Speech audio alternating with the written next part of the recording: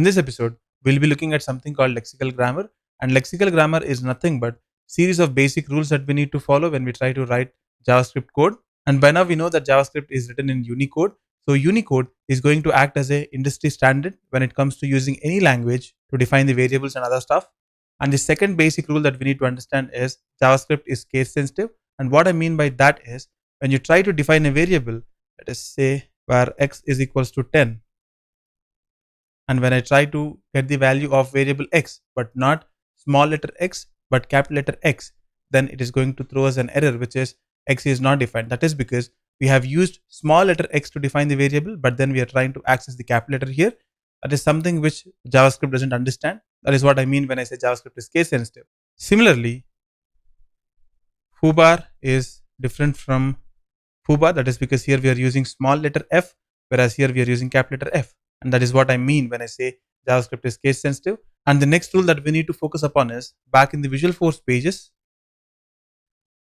we can give line breaks and extra white spaces. It is not going to affect our code in any way. For example, let me define a variable like this. And after that, I can give 2 line breaks and I can define one more variable like this. And it is not going to affect our code in any way. Similarly, I can define one more variable and I can define it like this. It is not going to break our code in any way. That is what I mean when I say we can give extra line breaks and extra white spaces within our JavaScript code, and it is not going to break our code. And the next rule is related to comments. Let me get rid of this. If you want to define a single line comment, then you do it this way, and then you put your comment here, something like this.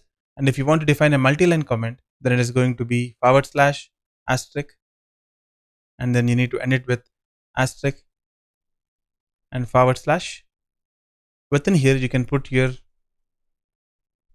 multi-line comments. It is not going to affect our code once again. And the next rule is related to something called reserved words. Let me go back to this tab here. That is because we get access to this console panel here. Let me clear this out.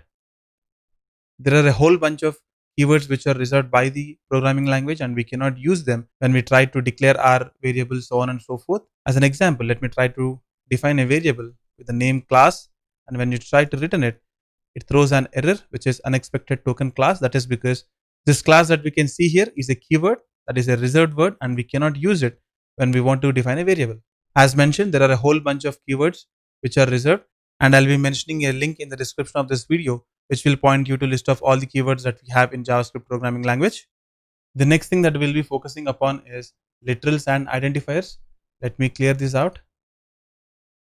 Let me try to define one more variable.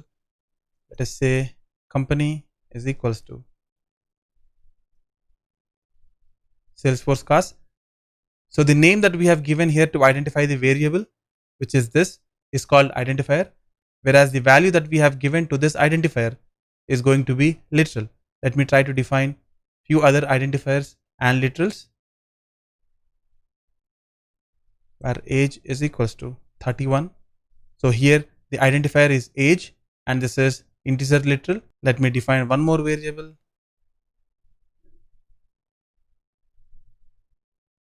and this is going to be boolean literal, and here the identifier is flag show. Likewise, let me try to define a array literal, and this is going to be an array literal. And finally, let me try to define a object literal. This is going to be where person is equals to curly braces, and here the key is going to be name, colon, value is going to be Teja, followed by that we need to give a comma, and then the next key is going to be company, then the value is going to be Salesforce cost. When you say person, it is going to give you this object. So this is what it is when it comes to literals and identifiers. And the last rule that we need to consider in terms of lexical grammar is optional semicolon. Let me clear this out. Let me try to define a variable here. Let's say var is equals to 10, and I can end this statement with a semicolon, or I can end the statement without a semicolon. It is going to work the same way. That is because JavaScript follows something called ASI, which is automatic semicolon insertion. If you see this, this is what it follows. It is going to end every line with semicolon. So considering this, you can either end the statement with a semicolon or you can just ignore it. You can take your pick. But when you try to avoid using semicolons, you need to be careful with your JavaScript code. That is because, let me show you a few examples. And if you look at this, this is the code that is entered, and this is the code which is understood, and this is the corrected code. So if you try to write a written statement into two lines, so you have written in the first line, and below that you have 2 into a plus 1, and if you have the semicolon here, then the programming language is going to understand this as written semicolon because it follows ASI, which is nothing but automatic semicolon insertion, and the statement here is ended with semicolon, so it accepts it as it is, and it is going to throw an error because we should have this right beside written. So the corrected code should be something like this, and when you have the code like this, then it is up to you to use the semicolon here, or you can just remove it.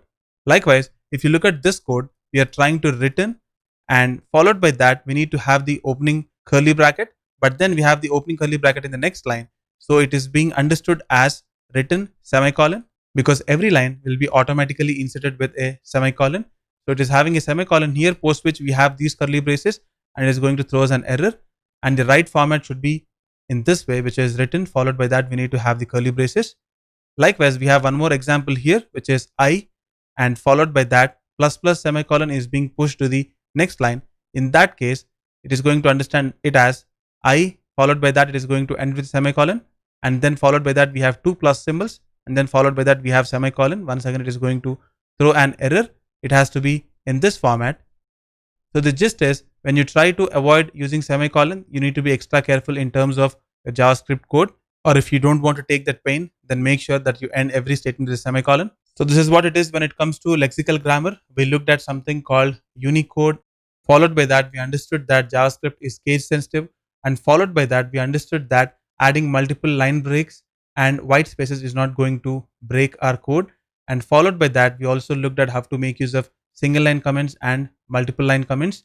And followed by that, we looked at what are reserved keywords, and we also looked at identifiers and literals. And finally, we ended it with the optional semicolon concept. So this is what it is when it comes to lexical grammar or lexical structure, and see you in the next session.